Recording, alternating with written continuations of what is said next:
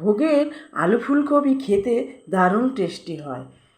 প্রথমে একটা কড়াই বসিয়ে 2 কাপ মতন জল দিয়েছি, দিয়ে তাতে আলু ফুলকপিটা হালকা সিদ্ধ করে নিয়েছি।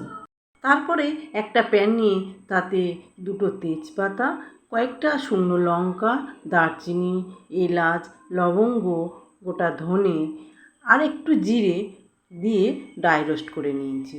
নিয়ে ওটাকে শিলে দিয়ে গুঁড়ো করে নিয়েছি।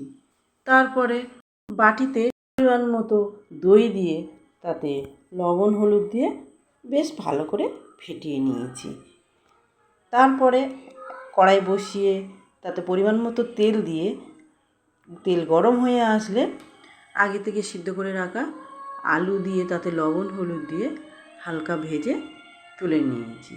তারপরে ওই তেলেতে আবার সিদ্ধ করে রাখা ফুলকপিটা দিয়ে আবারও লবণ হলুদ দিয়ে ভেজে তুলে নিয়েছি।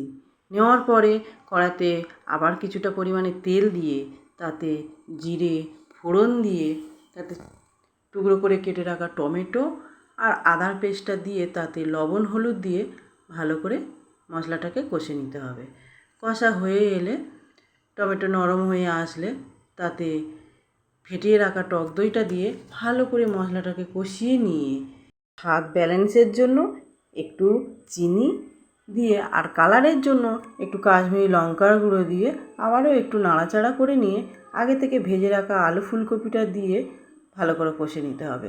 কষা হলে অল্প একটু জল দিয়ে আবারও একটু ভালো করে কষিয়ে নিয়ে তাতে পরিমাণ মতো জল দিয়ে ঢেকে রাখতে হবে। তার একটু ফুটে এলে তারপরে ভেজে রাখা মশলাটা আমি মিহি হয়নি বলে আবার একটু জল দিয়ে পেস্ট করে নিয়েছি, ভালো করে মিহি করে নিয়ে ওই মশলাটা দিয়ে নাড়াচাড়া করে নিলে তৈরি হয়ে যাবে আলু ফুলকপির এই রেসিপি। আপনারা বাড়িতে এইরকমভাবে তৈরি করে দেখবেন, খেতে অসাধারণ লাগে।